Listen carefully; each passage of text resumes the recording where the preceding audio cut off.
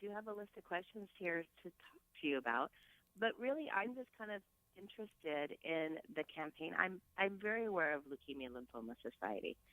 I've been very involved with team and training for the last 7-8 years. Yes. My mother-in-law had a Hodgkin's lymphoma, and she was diagnosed then, and I've worked with team and training through multiple events and I've raised over $37,000. So I personally know a lot of people affected, and I've met many more people affected with leukemia and lymphomas. So I was wondering, as far as your campaign, and I understand, you're out to raise a whole lot of money this next month. How are you going about that? And then where does that money go to?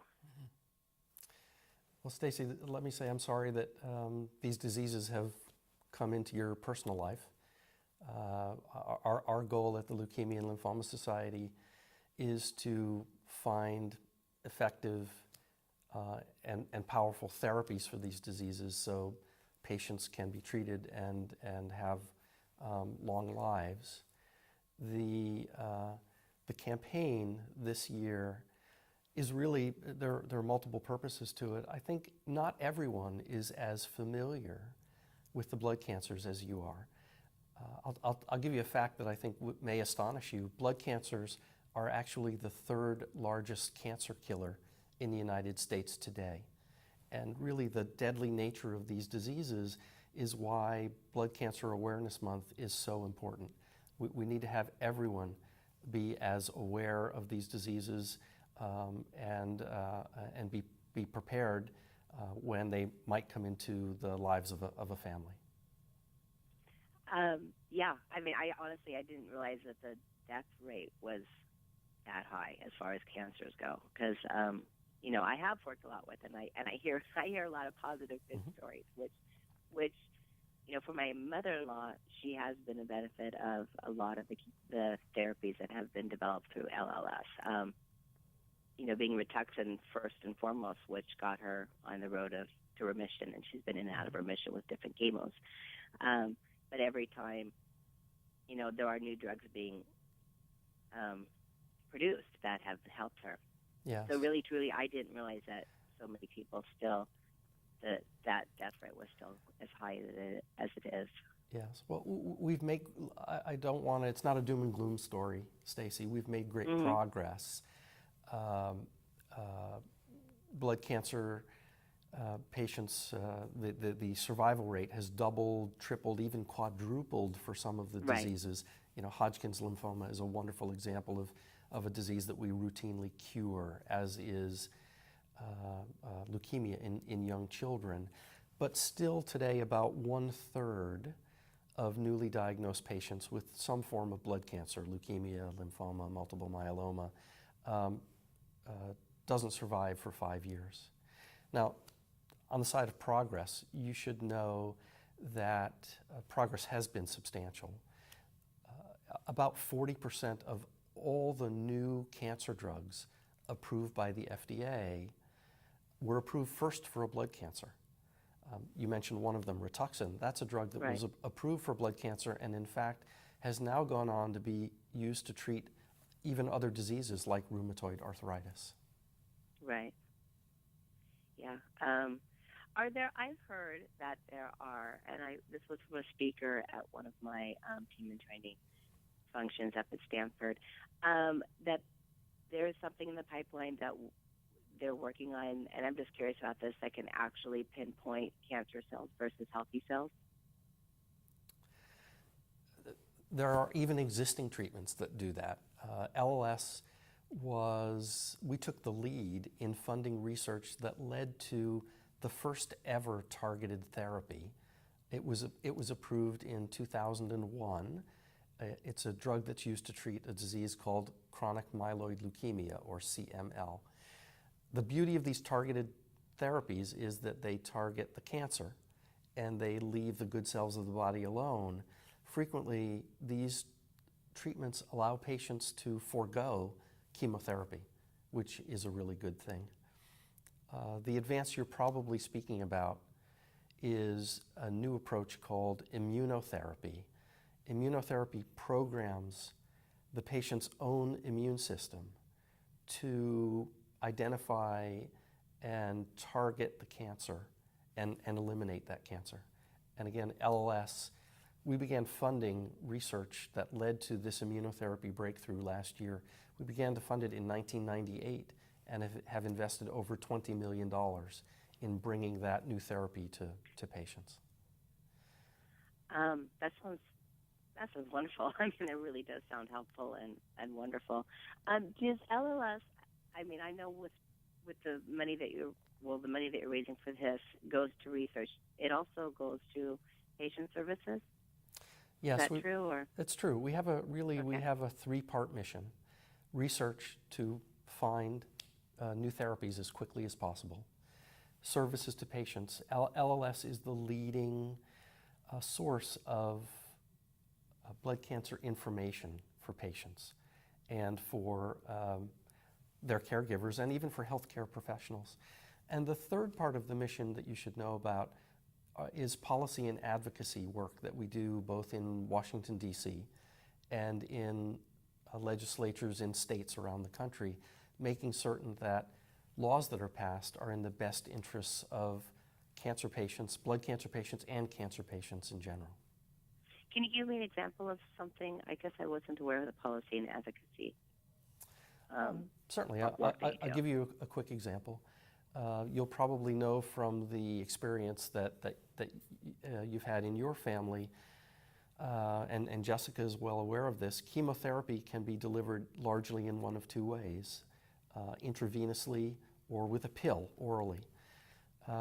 The way these treatments are reimbursed by the insurance industry is different, and we've been working across states and have had success in 33 states to bring parity or equality to the way these two modes of delivering chemotherapy are reimbursed by the insurance industry. Okay, so I guess my understanding is that one was reimbursed in a much more beneficial way to the patients. It made a difference how they were receiving their chemo? Yes, if you receive chemo through an IV infusion, it normally happens at a physician's office or a medical center, and it's covered by the medical benefit of your health insurance. This is typically accompanied by a small copay.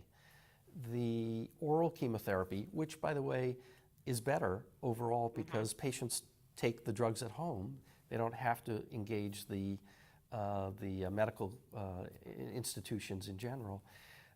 These reimbursement for these are covered by the pharmaceutical drug benefit of your health insurance.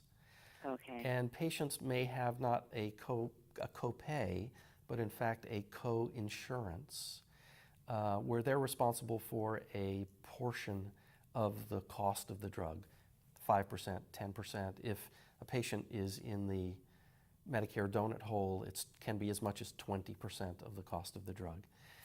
The legislation that we've helped get passed brings equality and parity. It brings the reimbursement for oral chemotherapy to the same position as it is a small copay, as it is for IV chemotherapy.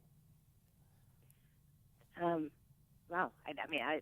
My mother-in-law had both, sitting there in the chair with the IV and also then moved on to the orals, which you're right, is so much nicer just to be able to stay at home and take your oral chemo. And I never thought about that as being treated as pharmaceutical benefit as opposed to medical benefit. Yes. Okay. I absolutely believe in all the work that the LLS does. So, but that is some new information for me. Jessica, are you sitting there? Yes. How are you doing? I'm doing well. And, first of all, I'm just so excited to be here with Dr. Lou to talk about Blood Cancer Awareness Month and the importance of the work that the Leukemia Lymphoma Society is doing, because it has benefited me and so many other patients. When I was 16 years old, I suffered a sudden massive heart attack and wasn't expected to live through the night. My left leg had to be amputated just above the knee, and I waited 9 long months until I received a life-saving heart transplant. About a year later, I felt a lump on my neck that turned out to be non-Hodgkin's lymphoma. And I went through months of chemotherapy and was in remission, but then 6.5 years later, I felt another lump that was another form of non-Hodgkin's. But even though it was terrifying to face cancer the first time, when I faced it again, I had the benefit of knowing that I had access to the treatments that the Leukemia Lymphoma Society had funded.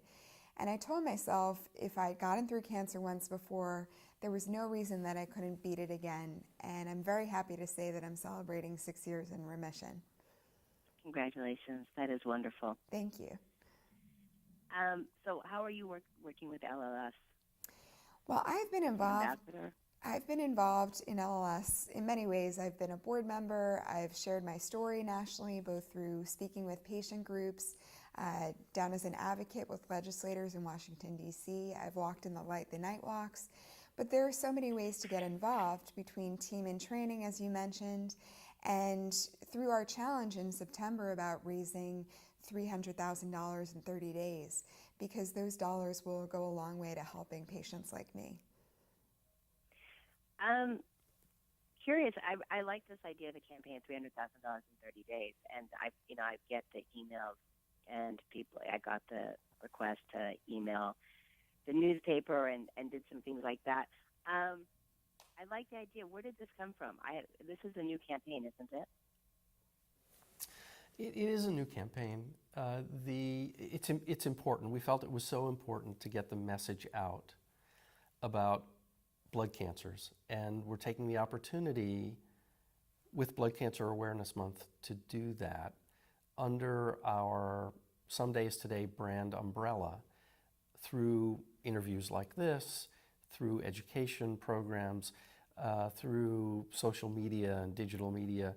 We're trying to get the word out to the American public about blood cancers. Stacey, our goal is more survivors, more Jessicas. And we see the path to a world without blood cancers. We need additional dollars. And we've put out this challenge, raise $300,000 in 30 days to make that happen. So of the $300,000, how do you see that being allocated? Well, again, it'll be allocated across the mission pieces that we've talked about. Research, of course, services to patients, and the policy and advocacy pieces that we do to make certain that patients like Jessica have access to these cutting-edge therapies that are being developed. So when you have the $300,000 number, I'm just thinking of ways to present this. Mm-hmm. What would that fund specifically? Like a certain doctor for a year, or a certain projects that they're working on. Do you have that broken down at all as like what $300,000 looks like? I like to think about it a little bit differently. On the research side, this year we will support $70 million in research. That $300,000 is leveraged against the donations made by so many other people to have a really significant impact. Your donation may sound like a drop in the bucket, but in fact, every dollar helps to bring life-saving treatments. Okay. I just got that. I don't know if you heard that. We're over a minute and a half, and I have to say goodbye. Well, Stacey, I want to thank you for supporting the Leukemia and Lymphoma Society and all that you're doing. We certainly appreciate it. Thank you. Okay, thank you. It was very nice talking to you, and Jessica, I'm really glad to hear that you're doing so well. Thank you. You got a lot of hope to a lot of people out there. Thank you. I appreciate that. Thank you. Good day. And have a good day. You too.